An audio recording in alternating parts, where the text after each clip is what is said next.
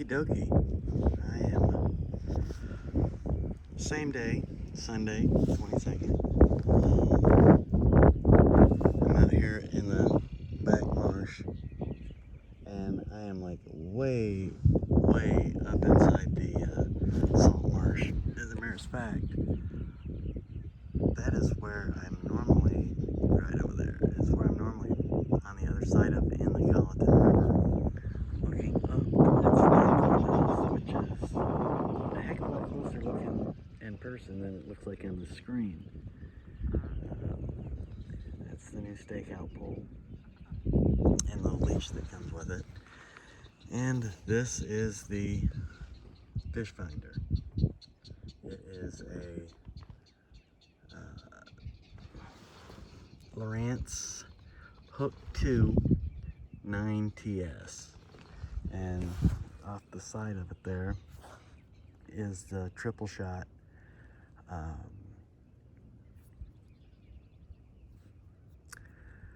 good God, my short-term memory is just so pathetic.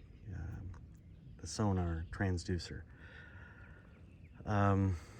It was quite a never-ending pain in the rectum yesterday. I've got it going into a battery in the hatch there that is a battery for an emergency exit, a 12-volt battery system. Little bitty square thing. It's powering it just fine. This may not be the optimum place or time to be using a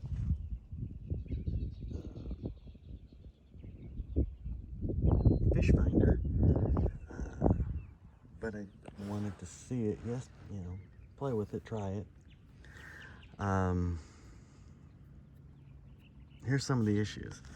The scupper opening for the transducer, a transducer scupper, is the opening to it is down there on the other side of that mount down there. It goes down, and it's quite a large transducer opening in the hull, so that you can just have it nestled up in there. Well, the transducer for this triple shot transducer, and I was told by the salesman that you want a screen that big, it comes in Lowrance, it comes with a triple shot. I'm like, okay. So it turned into kind of the quest yesterday. Number one, where do you mount the dang thing? And I settled on right there on the hatch, that, or whatever the hell they call it, the pod cover, and screwed it down there. And how do you mount it? Well, he was trying to sell me, another guy was trying to sell me a $150 mount that just looked kind of cheesy. And I'm like, nah, I'll figure it out. But I didn't know how I was going to be able to mount it, so I didn't want to just go buying a mount and not know anything about how I was going to mount it. I didn't know how I was going to mount the transducer. I knew that they made the off the side of the kayak deal,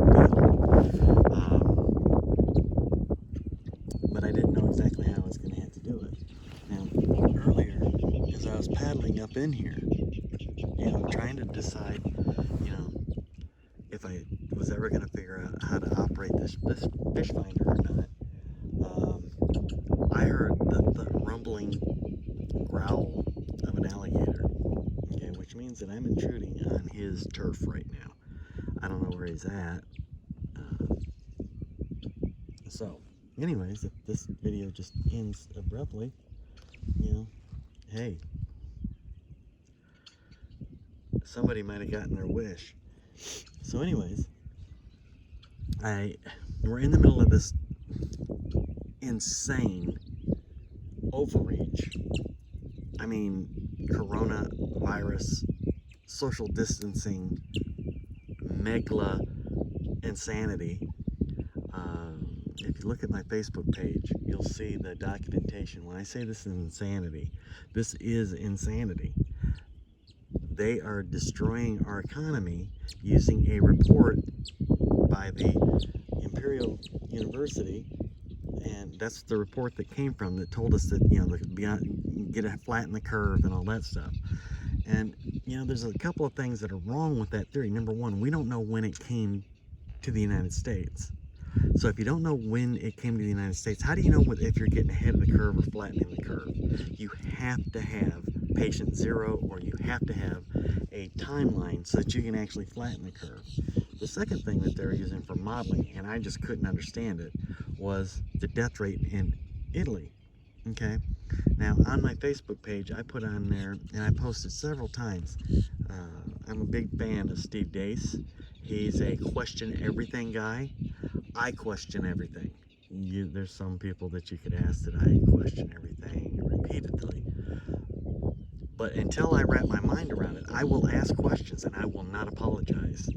And one of the things that has just baffled me is the high death rate in Italy. Well, come to find out what they were doing, and remember, this is the hotbed that they were investigating for all the crap that they did to President Bush for this fake Russia collusion crap. They were in Italy, looking for all this deep state crap. So I don't want to be one of those freaked out, everybody's after me, psychopath dudes. I forget the name for them. But I'm telling you that there is some craziness afoot, and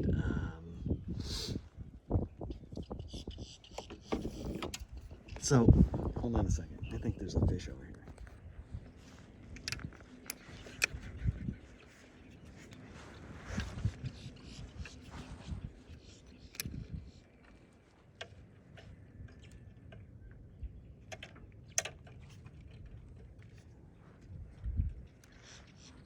Well, thank goodness it was just, maybe the biggest fish of my life, and of course I had to have the lure twisted around the tip of my reel, and you're getting a splendid shot of my pant leg, I think. So we'll see.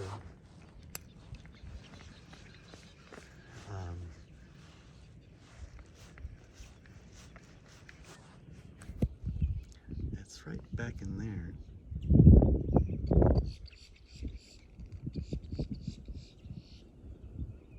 And again, I don't have a, hold on.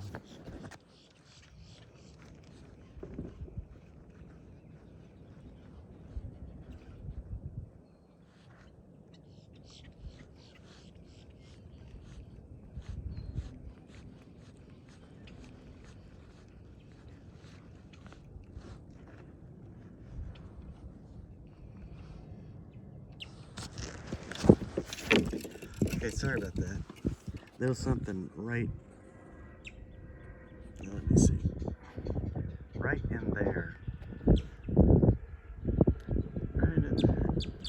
That I threw a bait at, and, that didn't happen. So, the death rate. Well, come to find out, what the Italians were doing is that they've got the oldest population and the most unhealthy population and the most screwed up socialized medicine healthcare system, in like the known world.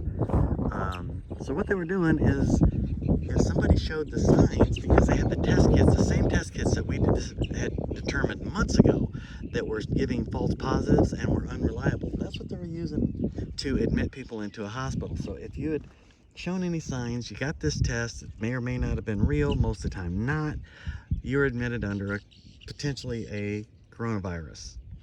And then all the underlying health issues, you have emphysema, you're 250 pounds overweight, you're cirrhosis of the liver, diabetic, and you're 110 years old.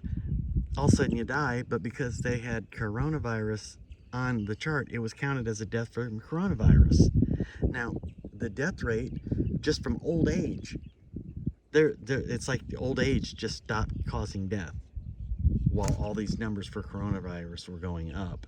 And that's the number that I was looking at, is how come the just normal everyday death is going away and coronavirus is going up? So they just admitted that they were doing this. But has that changed anything for the United States government? Oh, no, no, no. And some of you morons that are asking for the government to take more and more of your freedoms, man, you are destroying our country. So that's all I'm going to say about that. I'm going to leave that right there. But I'm now playing with this transducer, and I had to get a ROKS or something like that. It's a really high dollar mount right there that goes into a plate that you screw into the Lowrance arm, and then you mount the whole shebang. And then over here on the side is a Railblazer. Now, I've never messed with the Railblazer, and when I saw it, they said a starport. I'm like, okay, starport. That's the Scotty mount. Well, lo and behold, no, it ain't.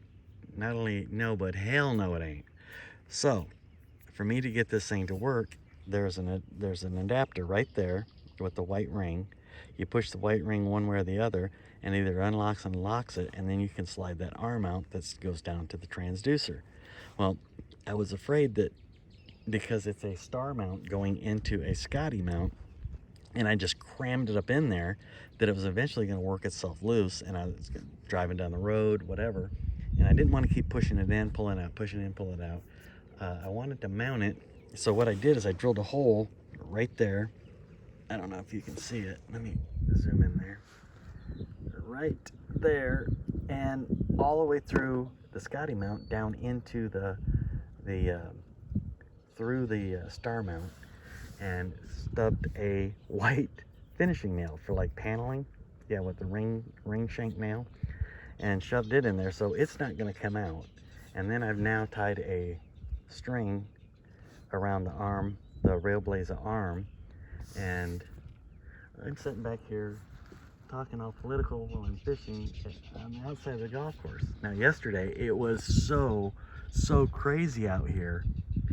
There was so many trucks and boat trailers in the boat ramp. I just said screw it, and I came over here, and I had some personal situations going on. My youngest son is a Marine. He's a third generation Marine. I'm a prior service Marine, and he's active duty, came home and got married. Okay, and he's in Missouri, and he was supposed to be home for 30 days leave. I haven't even seen him in 2.5 years. I was kind of excited about seeing him, a little bit anxious, and wouldn't you know, they canceled his leave and they've ordered him back to Okinawa. He has to leave Wednesday, so I won't be able to see him probably until he gets out of the Marine Corps. And you know, he picked up corporal, and I'm proud of him. And I'm proud of all three of my sons, actually. And I've got that going on. I've got some other issues going on, so I was stressed out. I just wanted to go put this thing in the water.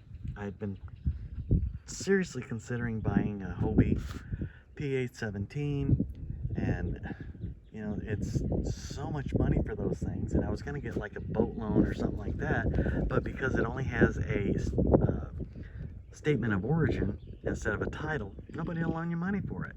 And you know, I'm finally in a place after my very long and pain-filled divorce that my credit got better so that I could start, you know, maybe buying something like that. And I figured, you know, if the balloon is going up, if the economy is going to go in the crapper, and let's not forget those a-hole Saudi Arabia and Russia with their little trade war over oil production and sales. That's what is making the run on the stock market. You freaks that are running the stock market, that all of you are liberal Democrat a-holes that would love to see nothing more than that. I mean, Bill Maher, he'd love to see the economy crash. Are you kidding me? That dude needs to be taken out and shot. No, not really, but I'm saying figuratively. I don't wish harm on anyone, but I'm just so fed up with people that are so anti-America, anti what's good for all of us. So anyways, I got a lot of issues going on. I was out here, just wanted to get the thing wet, the transducer wet and see what this thing looked like. So now I'm learning how to operate this doggone thing, and was hoping it would like show me a picture of like, hey, a fish, hey, here I am, throw a hook at me. It doesn't look like it's going to be quite that simple. So I know this is kind of a wordy and not so great video, but yeah, that's kind of what I'm known for. So it is what it is. I appreciate anybody who sat through all this mess and listened to it all, my ramblings. And if anybody's got any advice on how to read a Lowrance fish finder, because that don't make no sense, but I'm in really shallow, I'm in super thin water. Right now it looks like I'm in like 4 feet of water, and it's getting less and less and less. So I'm gonna put this bone away, put it in the dry box so it don't, get soaked. And I'm probably gonna let the tide, which is going out now, yeah, I've got a falling tide, 11-mile-an-hour wind going to the, let me see, east, northeast. Yeah, all that crap's right there on the phone. That's it. It's cloudy, 11-mile-an-hour wind, comes from east, northeast, and that H and the L in there in the center is the tide. So anyways, I'm headed that way, and let me see if I can maybe catch a fish. That'd be different. All right, love you guys. Any of you guys that are watching this and are kind of suffering through my learning curve, I do appreciate it. And if you give me a like and a thumbs up, that would be kind of cool. If you can't see yourself doing that, I totally understand it. Be good to each other. Bye.